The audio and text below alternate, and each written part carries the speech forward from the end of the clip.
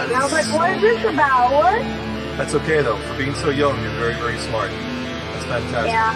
So keep up the good work, man, and stay flat, okay? Okay, I'm a flat earther.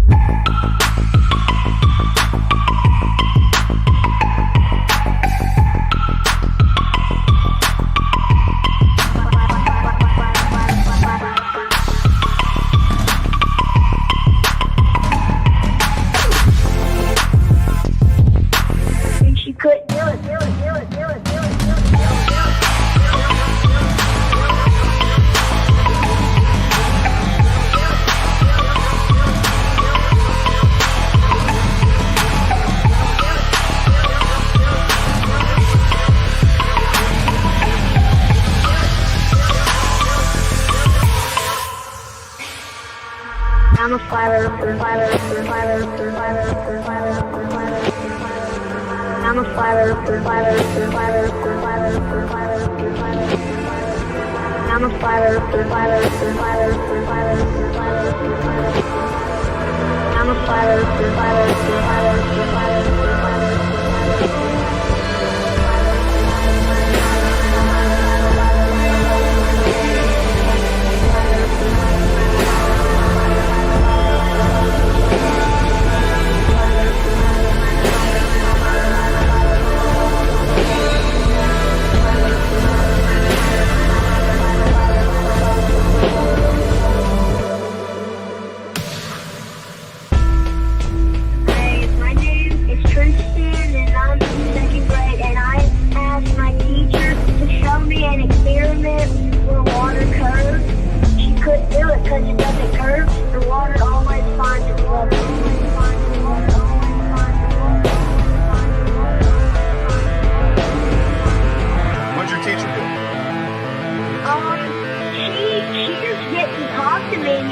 All she did was walk away. And I was like, what is this about? What? That's okay, though. For being so young, you're very, very smart. That's fantastic. Yeah. So keep up the good work, man, and stay flat, okay? Okay, I'm a flat earther.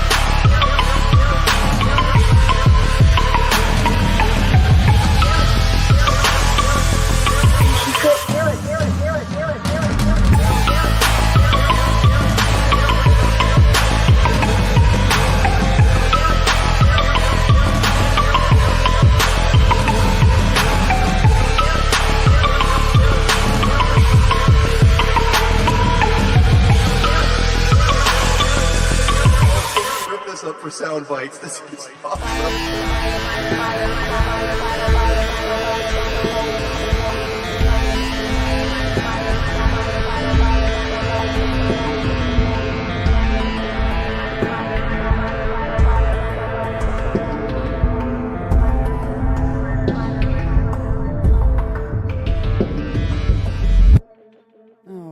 Welcome back to Anti-Religious Scripture Study with me, Karen B, and of course, Just Jack, Flat Earth. Shabbat Shalom. Shabbat Shalom.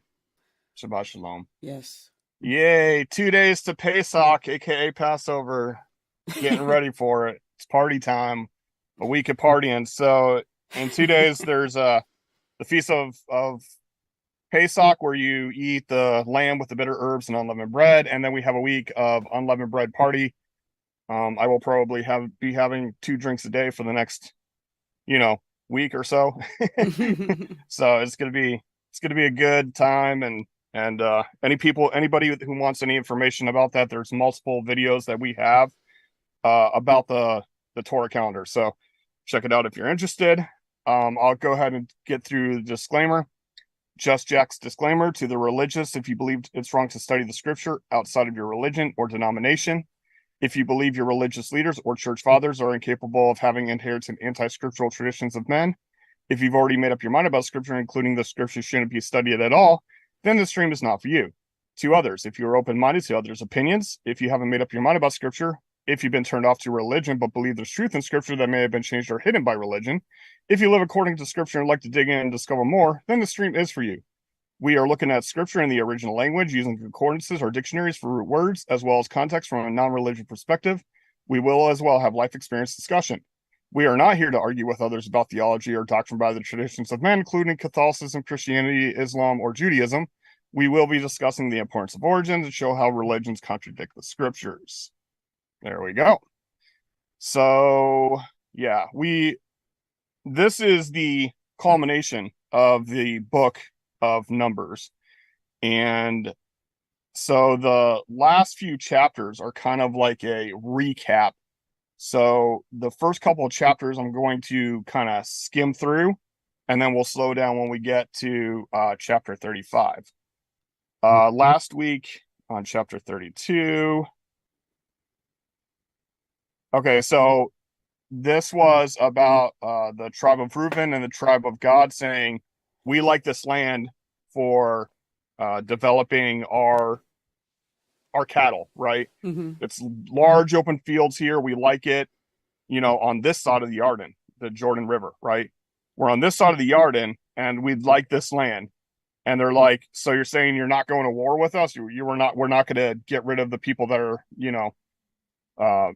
in the land that we're going to inherit. And they're like, okay, we'll go to war and we'll leave our young ones and our women here, and then we'll come back. So that was chapter 32 in a nutshell. And if you don't mind, I'll just read through 33 and 34, unless you want to do it. Or you can read one, I can read one, whatever you want to do. Sure. Okay, I'll read 33 and you can read 34, and then we'll get into 35 together. Alrighty. All right. These are the departures of the children of Israel who went out of the land of Mitzrayim by their divisions under the hand of Moshe and Aaron. Of course, they're talking about leaving Mitzrayim, meaning Egypt. And Moshe wrote down the starting points of their departures at the mouth of Yehovah, and these are their departures according to their starting points. So they departed for Ramesses in the first new moon. Okay, so first of all, 1 second. First of all, it wasn't called Ramesses. If you look at, it doesn't even mention Ramesses in Exodus at all. What they're doing is the person who recorded the Torah is calling it what it is now called. So, hey, that region that's now called Ramesses, that's where it happened. It didn't actually happen in the town called Ramesses. There's a very interesting video that gets into that called Patterns of Evidence, the Exodus. Very interesting stuff. You should check that out. Okay, sorry. So they departed from Ramesses in the first new moon on the 15th day of the first new moon, which is the beginning of Matzot, because they had Passover in Egypt. On the morrow of the Pesach, the children of Israel went out with boldness before the eyes of Mitzrites. The Mitzrites were bearing their firstborn, whom Jehovah had stricken among them. Also their mighty ones, Jehovah had executed judgments. Okay, so when it talks about bearing their firstborn, it does not mean they were all babies. If it happened to me, to my household, I would die because I'm the firstborn of my family. And I'm not a baby. Okay, just putting that out there. And the mighty ones, Jehovah had executed judgments. Each plague was in the face of their deities. Like they got a deity of the flies, a deity of the frogs, a deity of the livestock, the deity of the river, et cetera, et cetera. Mm-hmm. So each of those plagues was against their deities. And the final one was the The Pharaoh himself considered himself a deity, and he was the last one that the judgment came upon. The children of Israel departed from Ramses and camped at Sukkot. They departed from Sukkot and camped at Etham, which is on the edge of the wilderness. And they departed from Etham and turned back to Pi-Hahirot to the east of Baal-Zephon, and they camped near Migdol. Baal-Zephon is Lord of the North. They departed from Hahirot and passed over through the midst of the sea into the wilderness, went 3 days' journey in the wilderness of Etam and camped at Marah. They camped at Marah and came to Elim. And at Elim, there were 12 springs of water, 70 palm trees, and they camped there. That's also in that video where they actually found the location, but that's besides the point. They departed from Elim and camped by the Red Sea, aka Sea of Reeds. And they departed from the Sea of Reeds and camped to the wilderness of Sin. They departed from the wilderness of Sin and camped at Dovka. They departed Dovka and camped at Alush. They departed from Alush and camped at Rephidim. And there was no water for the people to drink. And then I'm gonna skim through this. Rephidim, wilderness of Sin, Kobrot Hatova, Hatzerot, Ritma, Rimon Peretz, Livna, Risa, Kehelata, Mount Shafer, Charda, Mak Helot, Tachat, Terach, Mitcha, Pasmona, Mosrot, Bene Ya'akan, Kor Hagidgad, Yot Bata, oh my gosh, Yot Bata, Avrona, Etzon Gever, Kadesh, and camped at Mount Hor on the boundary of Edom. Then Aaron the priest went up to Mount Hor at the mouth of Yehovah and died there in the 40th year after the children of Israel had come out of the land of Mitzrayim on the first day of the 5th new moon. All right, so that's where Aaron died. Aaron was 123 years old when he died at Mount Hor. And if anybody was wondering why I was only reading just the names, if you look, it's from there to there, from there to there, from there to there. So, you know. So they departed from Mount Hor and camped at Salmonah. And they departed from Salmonah and camped at Punon. Punon, sorry. And they departed from Punon and camped at Obot to Ai-Ha-Avram at the border of Moab. Then Divon Gad. Then Oman Divlad Tahayema. In the mountains of Avarim before Nevo. And they departed, by the way, well, I'll never mind. And they departed from the mountains of Avarim and camped to the deserts of Moab by the Yarden of Jericho. And they camped by the Yarden from Bet Yeshimot as far as Avel Shittim in the desert plains of Moab. And okay, so now I can actually read this because after going through this whole list, now there's an actual statement. All right, speak to the children of Israel and say to them, when you've passed over the Yarden into the land of Canaan, then you shall drive out all the inhabitants of the land from before you, and shall destroy all their engraved stones, and shall destroy their molten image, and lay waste to their high places, and you shall possess the land and dwell in it, for I have given you the land to possess. Like, let's say America was the promised land, it would look way different if we went to America and took these commandments. There is so many graven images and molten images and, you know, a lot of idolatry in this nation, just letting you know. Yeah. Including the phallic symbol, you know, all these obelisks, pikes with the obelisks. Yeah. I mean, the Capitol's got a big one. Yeah, they're phallic symbols to the sun god. Yeah. Because he lost his penis first. Anyway, and you shall divide the land by law as an inheritance among your clans. To the larger, you give a larger inheritance. To the smaller, you give a smaller inheritance. Wherever the lot falls to anyone, the lot is like dice, but in this case, it's probably the Umim and Thurman, right? That we talked about that the high priest uses to make decisions. And that is his. You inherit among the tribes of your fathers. If you do not drive out the inhabitants of the land from before you, Then it shall become that those whom you let remain shall be pricks in your eyes and thorns in your sides, and they shall trouble you in the land where you dwell. And it shall be that I do to you as I thought to do to them. In other words, if you can't get rid of them, then I'll scatter you out of the land, which is what happens because they start doing their worship and stuff. But that's in the future. All right, you can read 34 whenever you're ready. It's going to be quite repetitive, but okay. And Yehovah spoke to Moshe, saying, "Command the children of Israel and say to them, when you come into the land of Canaan, this is the land which falls to you as an inheritance of the land of Canaan to its boundaries. Then your southern border shall be from the wilderness of Sin along with the border of Edom, and your southern border shall be eastward from the end of the Salt Sea.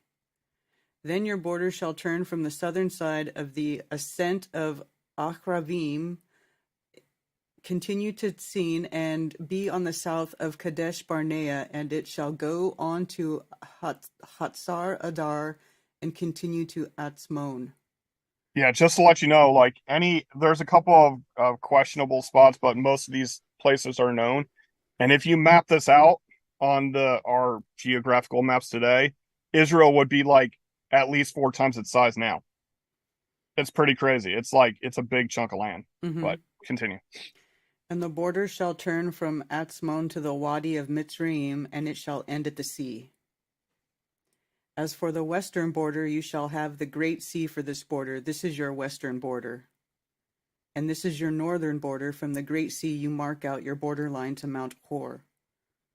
From Mount Hor you mark out your border to the entrance of Hamat, and the edge of the border shall be toward Sedad. And the border shall proceed to Ziphron, and it shall end at the Hatzar Enan. This is your northern border. And you shall mark out your eastern border from Hatzar Enan to Shifam, and the border shall go down from Shaphan to Riblah on the east side of Ain, and the border shall go down and reach to the eastern side of the Sea of Kinneret." What's the Sea of Kinneret? Not sure. I can Google it really quick and see what happens. I'm just curious because a whole sea would be big, right? Kinneret. Not necessarily. Like when you look Sea of at a Galilee. big map, a sea can look like a pond Yeah. when you're looking at the entirety. The Great Sea, of course, is the Mediterranean, so that one's pretty easy. But So this copy is Sea of Galilee. Okay, if it's the Sea of Galilee, then it's a long, strippy sea. It's like a big pond. Yeah, it says Sea of Galilee. Yeah. "And the border shall go down to Jordan, and the goings out of it shall be at the Salt Sea. This shall be your land with the coast thereof round about. And Moses commanded the children of Israel, saying, This is the land which you shall inherit by lot, which the Lord command." Well, I'm reading KJV. It's funny. It's funny how you're triggered so quickly. I love it. "This is the land which you inherit by lot, which Jehovah has commanded to give to the 9 tribes and to the half tribe." The half tribe? For the tribe? Yeah, because Ephraim and Manasseh are 2 tribes in one. It's the tribe of Joseph. Okay. And one of them wanted to stay on this side of the Jordan. All right. "For the tribe of the children of Reuben, according to the house of their fathers, and the tribe of the children of Gad, according to the house of their fathers, have received their inheritance, and the half tribe of Manasseh, Yeah, Manasseh. Yeah, has received its inheritance. The 2 tribes and the half tribe have received their inheritance beyond the Yarden of Jericho, eastward toward the sunrise." Right. And Yehovah spoke to Moshe, saying, "These are the names of the men who divide the land among you as an inheritance: Eleazar the priest and Yehoshua son of Nun." One pause there. I actually like how this one gives you 2 descriptions for east, so that there's no confusion. But then if you look at it, it's the same root word. So, they're one is east, or that which is before, and one is east as the dawning east. So it's good. Like it gives you both descriptions, so you're not confused. And take 1 leader of every tribe to divide the land for the inheritance. And these are the names of the men from the tribe of Yehuda: Caleb, son of Yefuneh, and the tribe of the children of Shimon, Shemuel, son of Ammihud. From the tribe of Benjamin, Elidad, son of Kislon, and a leader from the tribe of the children of Dan, Buki, son of Yogli. Is that Sorry, those sound funny. how do you pronounce that Yogli? That line above the G. Oh, it's like I'm not sure. they're just saying it's like a double G, Yogli. Okay, so it is a hard Yogli. G. Yeah, I mean, if you just say Yogli, it still sounds the same. Okay, from the sons of Yosef, a leader from the tribe of the children of Manasseh, Haniel, son of Ephod, and a leader from the tribe of the children of Ephraim, Kemuel, son of Shiftan, and a leader from the tribe of the children of Zebulun, Elitzaphan, son of Parnak, and a leader from the That's actually Parnach. Parnach, okay. And a leader from the tribe of the children of Yissaschar, Paltiel, son of Azan, and a leader from the tribe of the children of Asher, Ahihud, son of Shelomi, and a leader from the tribe of the children of Naphtali, Pedael, son of Ammihud. These are the ones Yehovah commanded to divide the inheritance among the children of Israel in the land of Canaan. All right, good job. You can read those names better than I can. I try, but if you're trying to go I don't know that fast, I'm doing so great. No, you're doing fine. There's just nobody here to correct me. Yeah. Well, I know how they're supposed to sound. I know when they come out of my mouth that sometimes they just don't sound right. So, all right. So now we're in chapter 35. This is the one I spent the time to translate, because when you go through like 33 and 34, there's a lot of names. So yeah, we can get into 35 now. This is if you remember, the Levites were, the name of Levi means to join. Okay, so Yah said these are the ones to join to me to do the temple service, etc., etc. And so they have no inheritance, right? They actually have no land to say this is the land of the Levites, right? Of the Leviim. But regardless, they each, in every of all the territories that the other tribes have, each of them have to give a portion of their land for the Levites to grow their food, for somewhere for them to sleep, et cetera, et cetera. So they're like designated towns within each land. And that's what this is talking about right here. Okay. So. All right. And Yehovah spoke to Moshe in the desert plains of Moab by the Yarden of Yericho, saying, Command the children of Israel that they shall give the Levites cities to dwell in from the inheritance of their possession. Also give the Levites open land around the cities. Okay, so open land is so that they have somewhere for their flocks and crops, And they shall have the cities to dwell in, and their open land for their cattle, and for their herds, and for their livestock. And the open land of the cities which you give the Levites are from the wall of the city outward 1,000 cubits all around. Okay, so these open land is actually the outskirt. And when I was looking up this word that they use in KJV, suburbs, right? So I go to look up the definition of suburbs, and wouldn't you know, suburbs actually means the outskirts. Yeah. Now we just like, process it like that's where the residential area is, period, suburbs, right? But it literally means the outskirts away from the city. That's what it literally means. So it still has its same meaning. They've just, replaced it with the word suburbs, but suburbs actually means outside the city. So outskirts. Very interesting. And you shall measure outside the city on the east side 2,000 cubits, and on the south side 2,000 cubits, and on the west side 2,000 cubits, and on the north side 2,000 cubits, and the city is in the middle. This is to them the open land for the cities. So it's not no small land. And the It's cities, a lot of area. yeah. And the cities which you give to the Levites are the 6 cities of refuge, which you give to the manslayer to flee to, and to these you add 42 cities. And they're Manslayer. going to go, yeah, they're going to get into that in this chapter. So that is exactly the right response. What? Manslayer? Why do the manslayers get to go to the cities? And what are the manslayers? We're going to get into that. So, Right.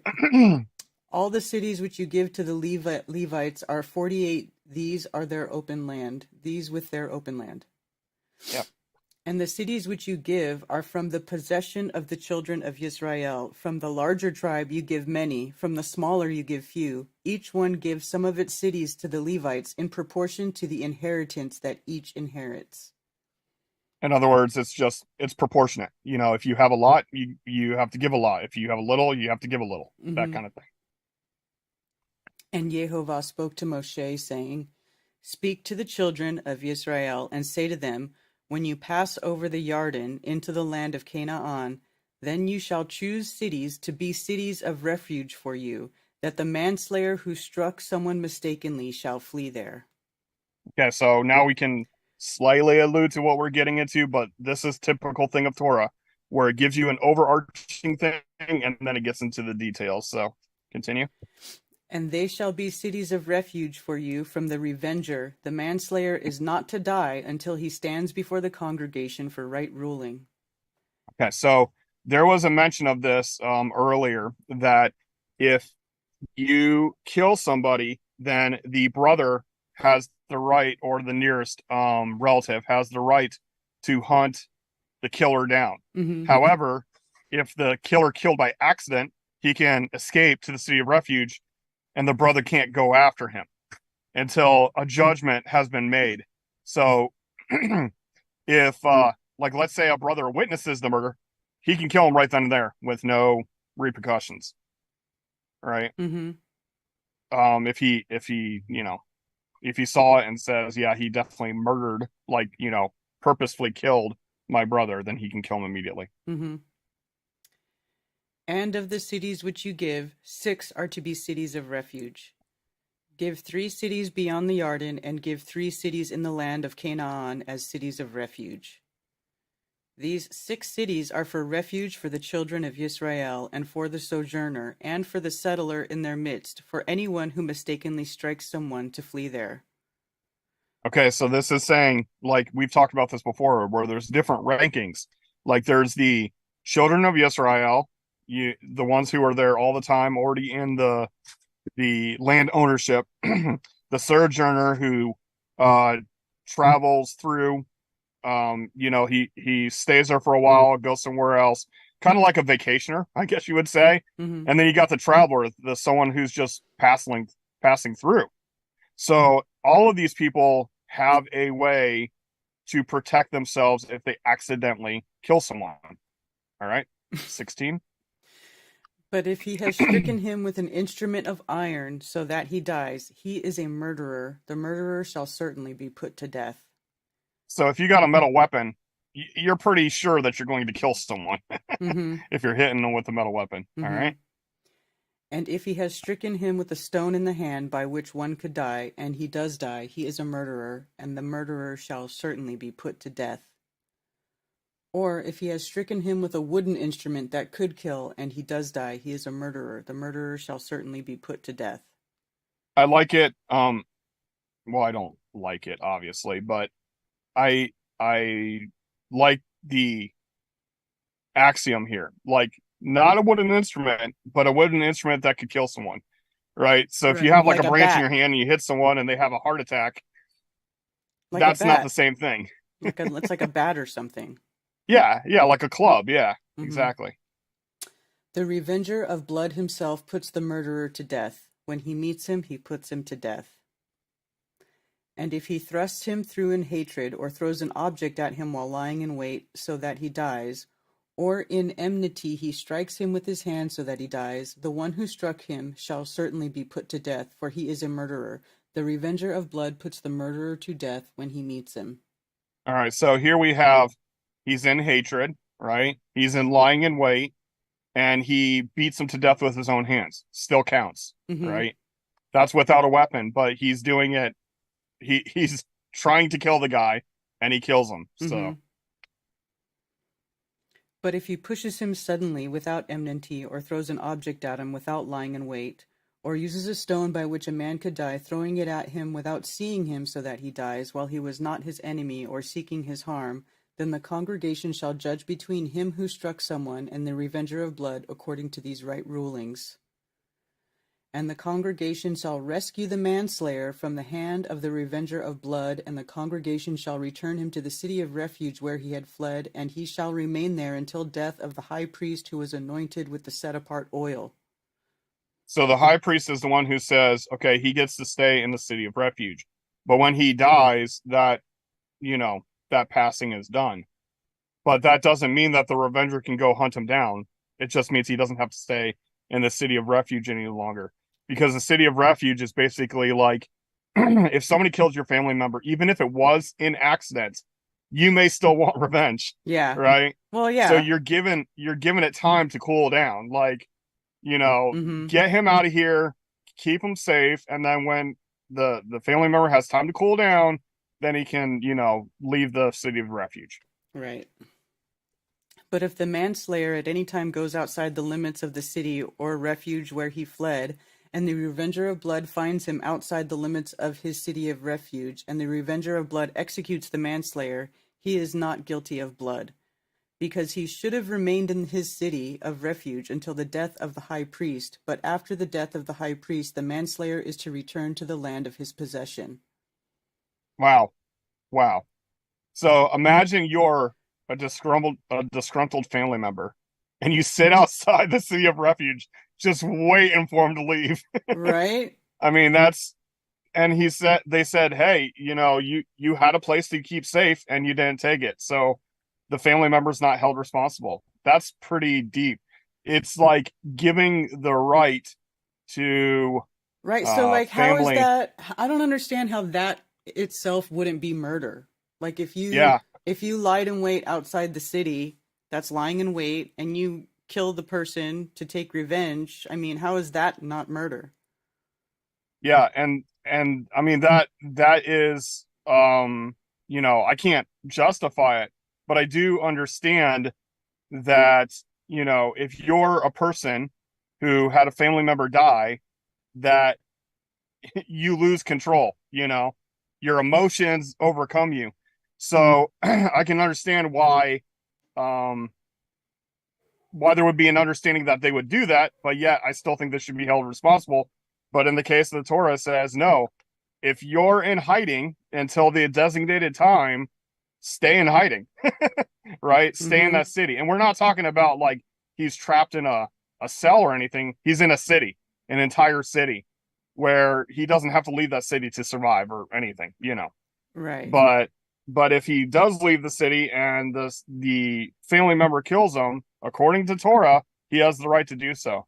Like, how dare you show your face before the designated time? Yeah. It would be like manslaughter, right? Mm-hmm. Like involuntary manslaughter, you still have to serve time or whatever. Right. And then like if you escape prison for manslaughter and the family member finds him and kills him, it's kind of like that,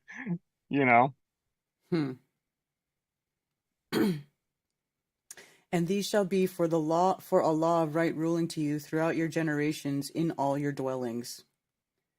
Whoever strikes a being, the murderer shall be executed by the mouth of the witnesses, but one witness does not bear witness against someone to die. So this is also like repeated in the New Testament, like 2 or more witnesses, right? Mm-hmm. This is like, you can't just use one witness because somebody could have a grudge to bear, and their testimony may not be valid. So there has to be at least 2 witnesses. And take no ransom for the life of a murderer who is guilty of death, but he shall certainly be put to death. In other words, he can't save his life by money if he does commit murder. Not unlike today. Unlike today, correct. And take no ransom for him who has fled to his city of refuge to return to dwell in the land before the death of the priest. So you can't get out of jail, regardless of how much money. But again, this is not jail. This is a city of refuge. Right. I think the city of refuge idea would be a good idea, right? Like criminals. I don't know if you've seen like old movies in the 80s and 90s. There's a lot of them where it's like prison cities. Mm-hmm. Like, okay, yeah, you can go live, but you can live with other people like you. You Yeah, know? right. You can all be criminals together. Go ahead. Mm-hmm. And do not profane the land where you are, for blood profanes the land, and the land is not pardoned for the blood that is shed on it, except by the blood of him who shed it. Okay, and profane here is actually corruption or made dirty or stained. So you're staining the land with blood. And do not defile the You're land. making it you're making it bad land, like with the blood shedding. Yeah. And do not defile the land which you inhabit, in the midst of which I dwell. For I Yehovah am dwelling in the midst of the children of Israel. Woohoo, we made it. Yeah, I wanted to get into this a little bit because you know, this is the concept of like there was actual, you know, an actual good judgment system that was set in place. And as far as like the family member taking revenge on the dude who escapes the city, makes me see that there's exceptions for emotional states, right? Yeah. I'm not an emotional person. I'd be like, I don't care, you know, how mad you are about somebody killing somebody. It's not worth you, you know, going after him, right? Yeah. But it's actually giving a lenience for the mental state of the family member who lost someone, right? Yeah. Like well, you know, you made him mad by killing a family member. You should have stayed safe, you know. It's pretty interesting. That's not the way I would do it, but that's, you know, it is the way I would do it according to Torah, though, because if I was in charge of such things, I would have to honor Torah. All right. Anyway, shout out to Boston Ray, Mudflood Adventures, TC Zamman, Aisling 717. What's up, Cammy? Flatty 915, Tony Coriolis, Joseph Osborne, Zulu One, Thunder Chicken, Lord Racer, Effed Up World, Jay, Badfish Bear, Busted Muffin. Some of these names, man. Keto Cheeto, Caleb, Duke Nukem, the Russian word. Let's see. Geo World, Rupert Twine, Stationary Pizza, John Keeley, 7 Minutes to Freedom, Paul and O'Shea faked the arrest. That's no despair bear. Okay. Yeah. And Rich Spellman. All right. So, I saw something in here like out of the corner of my eye. Oh my goodness, where was it? No, Caleb says no prisons for profit to benefit corporations, right? Exactly. Yeah, now right, it's prison right. for They profit. can't use money. Yeah, they can't use money to get out of crime, but they do it all the time. And nobody gets rehabilitated in a prison. Like if they were still living in a city where they could, you know, you would think that a lot more people would be able to turn themselves around than just going to prison forever or for a long time. And yeah, like you become more of a criminal in prison. It does not make people better. It makes people worse well, when you and go to then they prison. get out and they don't know how to function in society because it's Yeah. totally different. Well, I mean the distance of time that they give it to. Let's not get into it too far. I know. Anyway, Right. oh my gosh, where? So we have one more chapter. Tel Megiddo is considered one of the months in the Middle East. Yeah. So Tel is I think it's the Greek variation of mountain or peak, and Megiddo is an actual mountain. And in Hebrew, Ar Megito. Okay. And this is where we get the word. Oh my gosh, my internet connection is unstable. Can you hear me? Yeah, you sound okay. Okay. So Har Megiddo is translated in the New Testament as Armageddon. So just so Armageddon is not an event, it's a location where an event happens. Just it um Hmm. I was talking to Now you're breaking up a little bit. a friend of mine about it the other day. 1, 2, 3. Am I good? Hello, hello. Okay, you're back.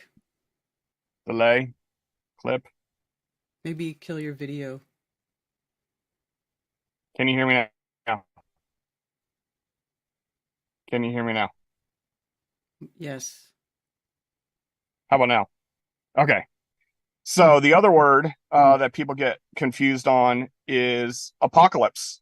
And apocalypse is just apocalypto, which means the unveiling or revealing. So there's a lot of that being thrown around right now. Apocalypse and Armageddon, Mm-hmm. and definitions of words matter.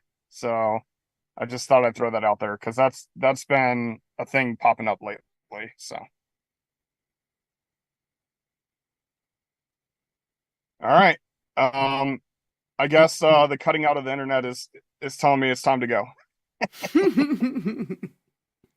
It's all good.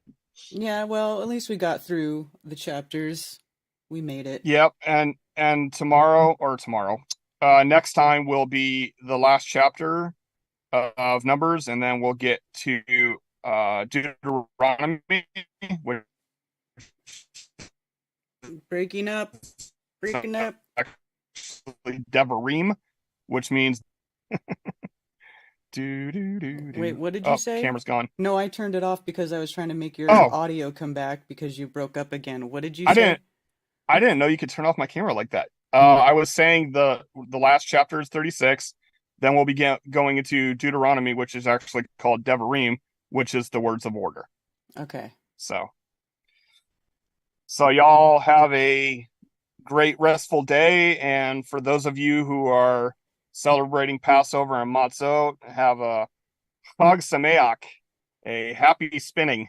So Happy spinning.